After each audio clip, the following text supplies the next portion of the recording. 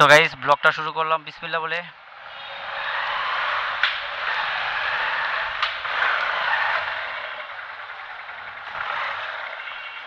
ওদিকে যাও।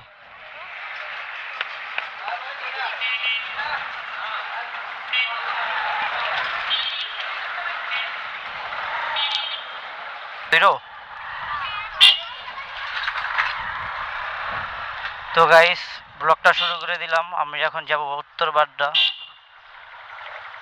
বাড্ডার উদ্দেশ্যে রওনা দিলাম।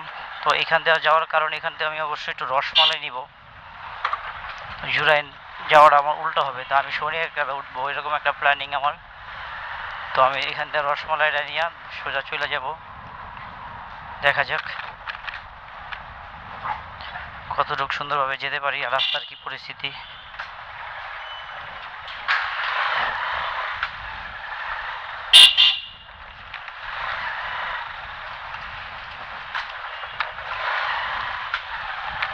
আমি জানি না ক্যামেরার অ্যাঙ্গেলটা কতটা সুন্দর হয়েছে, তারপর আমি একটু সুন্দরভাবে উঠিয়ে দিলাম। আর আমার ভয়েসটা আসলে অত ভালো রেকর্ড হয় না, কারণ আমি যে ক্যামেরাটা নিচ্ছি আসলে ক্যামেরাটা তো ভালো পড়ে নাই। আকাশো ব্রেভ 7 একটা ক্যামেরা ইউজ করতেছি শুরুর দিকে। তো আকাশো ব্রেভ 7 প্রো এটা আসলে অতটা ভালো পড়ে নাই, মানে মাইক্রোফোনের দিক দিয়ে ফোন ক্যামেরাটা তো ভালো না। ক্যামেরাটা যথেষ্ট ভালো, মাইক্রোফোন ইউজ করতে গেলে নয়েজ চলে আসে অনেক। আর এটা এমনভাবে বিল্ড করছে যে অন্য কোনো মাইক্রোফোন এটা অ্যাড করা যায় না, অন্য কোনো মাইক্রোফোন এটা অ্যাড হয় না। এর কারণে একটু বেশি ঝামেলা, তা না হলে একটু ভালোই হইতো। তো যাক গাইস, আপনারা আমার চ্যানেলটাকে সাবস্ক্রাইব করবেন আর আমার পাশে থাকবেন। আমি এরকম নতুন নতুন ব্লগ আপনাদেরকে দিতে পারি, এক এক জায়গায় যাবো ঘুরতে, তার এক্সপিরিয়েন্স ভালো মন্দ নিয়ে আমি জানি এটা আপনাকে শেয়ার করতে পারি। তো এই হচ্ছে কথা গাইস, এখন যাচ্ছি, আপনারা দেখতে থাকেন ভিউ। আসলে আমার এলাকাটা কীরকম, একটু অগুছানো একটু গুছানো এরকম। তো আমি এখন অবশ্য ধৈর্য দিয়ে ঢুকতেছি। এই এলাকাটা অতটাও খারাপ না। আর আমি এখন ধোলাইপাড়াতে উঠবো।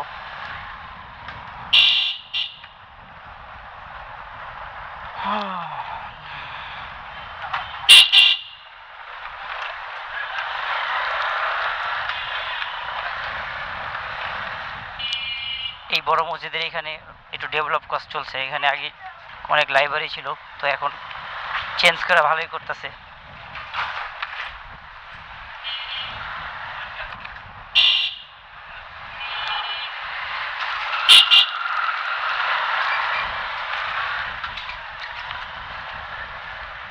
আমাদের বাংলাদেশ কখনো কি শুধরাবে না মানুষ? সাইড থেকে রাস্তার মাঝখানে হাঁটা চলা, অতিরিক্ত হর্ন দিলেও জিনিসটা খারাপ দেখা যায়, ভাইলেন্স ক্রিয়েট করে। আসলে যেটা করতে চাই না সেটা হয়ে যায়, এটা নিয়ে আসছে অনেক মহা ঝামেলায়। এই ঝামেলা থেকে আজ কবে ব্রেক পাবো তার কোনো ঠিক নেই।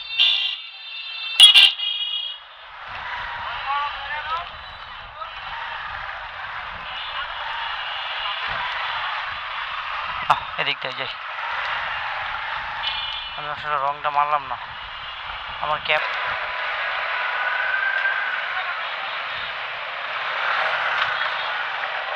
কি হচ্ছে?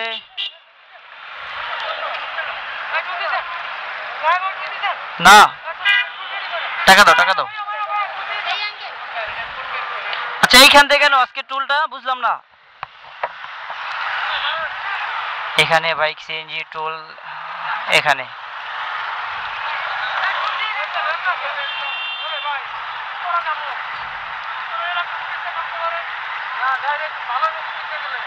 ভাই উপরে টাকাটা একটু চেঞ্জ করে দেন।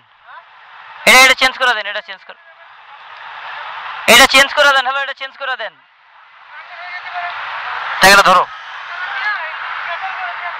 ধরছো? আসলে বুঝলাম না ওইখানকার টোল এখানে নিচ্ছে কি কারণে। এর ভিতরে কিছু বাইক তো চলে গেল, কিছু বাইক তো টোল না দিয়ে চলে গেল, মাঝখানে আমি ফেসে গেলাম। যাক, ফেসে যাওয়ার পরও আমি টোলটা দিলাম। কি কারণে এটা আসলে জানা নাই, আমি সায়দাবাদ গেলে বুঝতে পারবো।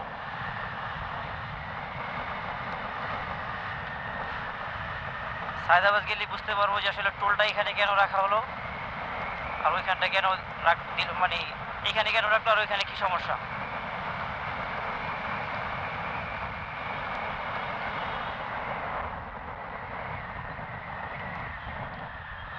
ঢাকা শহর স্বপ্ন, ঢাকা শহর মানুষের কত স্বপ্ন ঢাকা শহর নিয়ে। এরকম ফাঁকা ঢাকা শহর যদি সবসময় থাকতো, মাই গুডনেস। এই রাস্তা ঈদের আগে যেই পরিমাণে জ্যামে পড়ছি, মাথা নষ্ট জ্যাম ছিল। আধা ঘন্টা রাস্তা 1.5 ঘন্টা লাগছে, আর এখন তো বলাই যায়।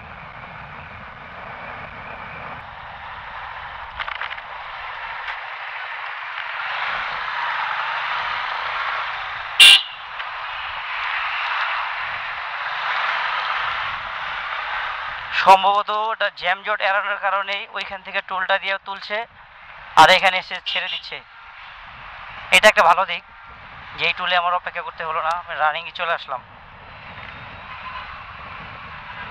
কারণ এই টোলে যদি আমি অপেক্ষা করতাম একটা সময় লাগতো। এখানে একটা বিগ পরিমাণে জ্যামের সৃষ্টি হচ্ছে আমি দেখতে পারলাম।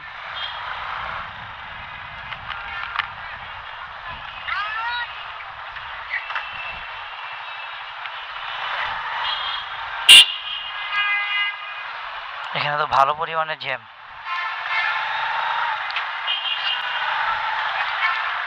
সার্জেন আছে, সার্জেন জানি না, আমি ওনাদের সামনে দিয়ে যাবো, যা আছে কপালে আমি ওনাদের সামনে দিয়ে যাবো। কারণ আমার কথা হচ্ছে দেখি কি কিছু করে কিনা।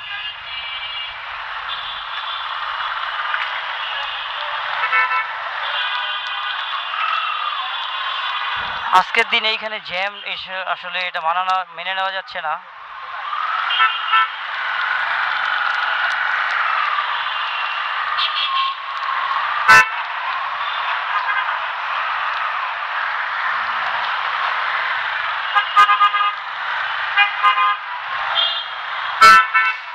আসলে বাসগুলা রাস্তার মাঝখানে সাইডে এইভাবে রেখে দিলে তো জ্যাম পড়বে।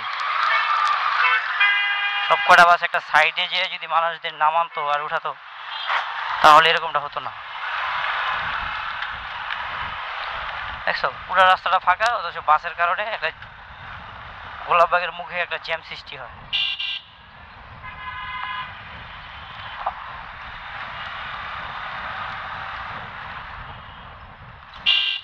আর যাত্রীরাও আছে, মানে শুধু ড্রাইভারের দোষ দিলে হবে না, যাত্রীরাও কি করে যে ওনার যে গন্তব্য এখানে আসার সাথে সাথে নেমে যায়। কেন? একটা স্ট্যান্ড দেখে নামো, একটা ফাঁকা জায়গা দেখে নামো, তাহলে তার ড্রাইভাররা তো আর বলে না যে এখানেই নামো, যাত্রীরা মূলত বলে যে এখানে নামার কথা। তো যার কারণে রাস্তার মাঝখানে ব্রেক করে বাস ড্রাইভাররা বাধ্য হয়ে আর কি লোকজন নামায়। কিন্তু এইভাবে আর কতদিন? এটা তো একটা সমাধান হওয়া দরকার। কারণ একটা টাইম কিন্তু আমরাই ভুগছি, এই জ্যাম জটের কারণে তো আমরাই ভুগছি নাকি? তাহলে যেখানে সেখানে আমরা লোক না নামাই, আমরা একটা নির্দিষ্ট স্থানে লোকজন নামাই, তাহলে তো আমাদের জন্য সুবিধা হয়। তো এটা আসলে আমরা বুঝি না কেন মানুষ এরকম। যে বাস থেকে নামছে তারও সমস্যা, আর যে নামাচ্ছে তারও সমস্যা। আর আমরা তো সাধারণ জনগণ রোডঘাটে চলাফেরা করি, আমাদের সমস্যা কে দেখবে? তাই আমাদের কথা আমরাই বলি। এই যে এখন তো এরকম জ্যাম থাকার কথা না, কিন্তু মানুষ আসলে চেঞ্জ হচ্ছে না। কি করলো ডানে বামে এভাবে আর কি চলে।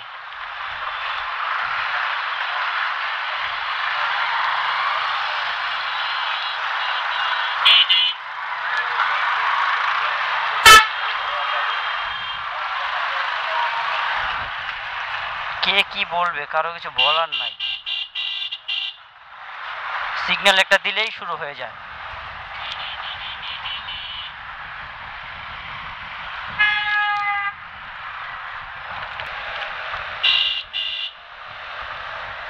এখানেও জ্যাম, কারণ একটাই, মূলত ঢাকা শহরে জ্যাম লাগার কারণ একটাই, যে লোকাল সার্ভিস যারা দেয় তারা আসলে রুলস মেনটেন করে না।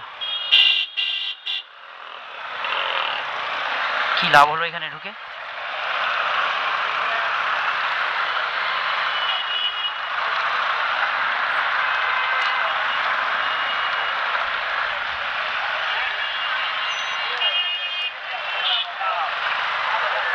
কিছু বলার নাই রে ভাই, ঢাকা শহর এটা, এখানে এইভাবেই চলতে হয়, মেনে নিতে হবে। যত যাই বলি কেউ কারো কথা শুনবে না। মানুষ যদি মানুষের কথা শুনতো তাহলে আর এরকম ভাবে হতো না ঢাকা শহর।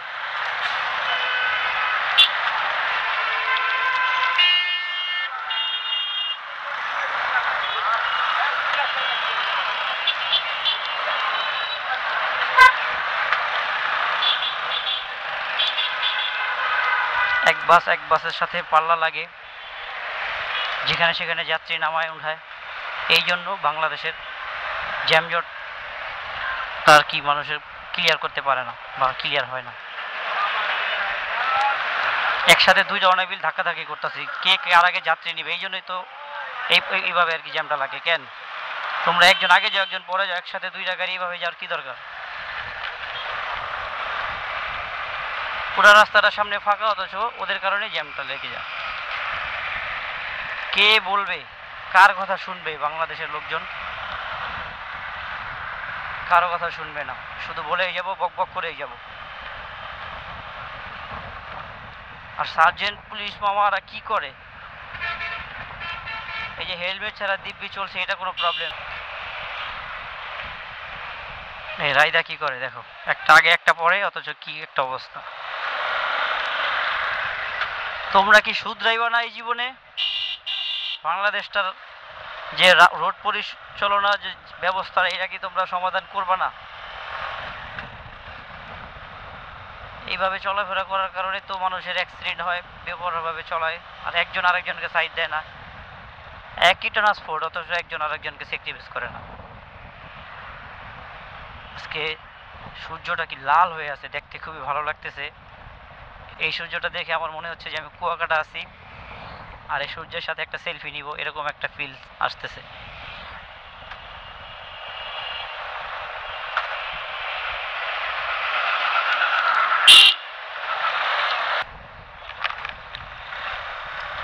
ঈদের বন্ধুতে যদি ভাই ব্রাদাররা বাইরে থাকে, মানে গ্রামে থাকে, আর একা যদি আমি ঢাকা থাকি, তাহলে আর ওরকম মজা করা যায় না।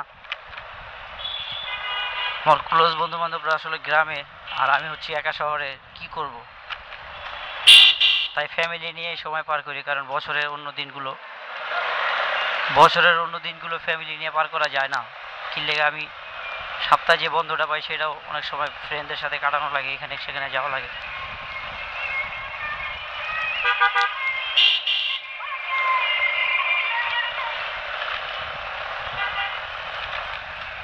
যার ফলে এই ঈদের এই টাইমটা ফ্যামিলির সাথে কাটাচ্ছি আর উদযাপন করতেছি, ঈদ উদযাপন।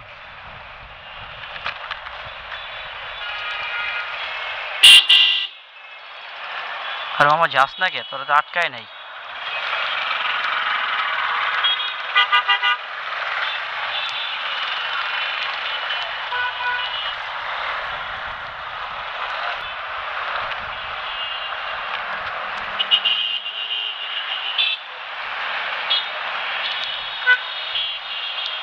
সামনেই তো ইউটার্নটা দিয়ে আসলেই তো হয়, এখান থেকে যাওয়া লাগে কেন? মানুষ সামনে ইউটার্ন 2 মিনিটের রাস্তা, অথচ এই ভাঙা দিয়ে উনি পার করবে। কেন রে ভাই, কেন বাংলাদেশটা এরকম?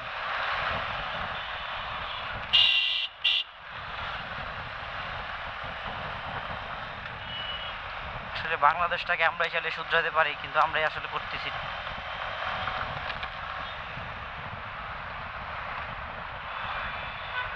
কোথায় কি ভাঙাচোরা রাস্তা আসলে বোঝাই যায় না।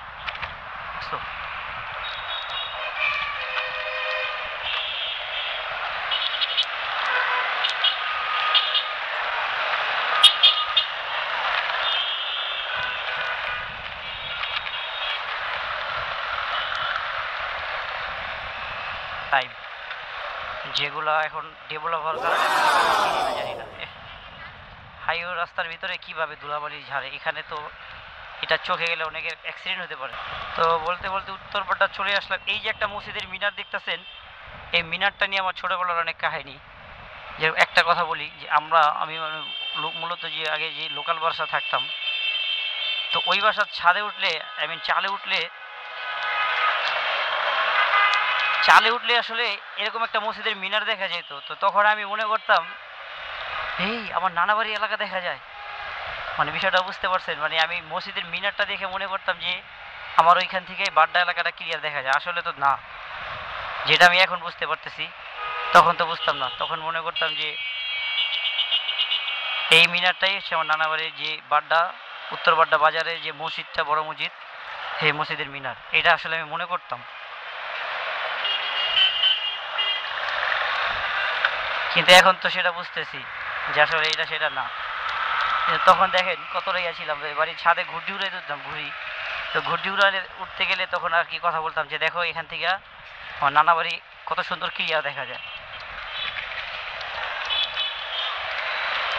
কিন্তু আসলে কি না হয় না।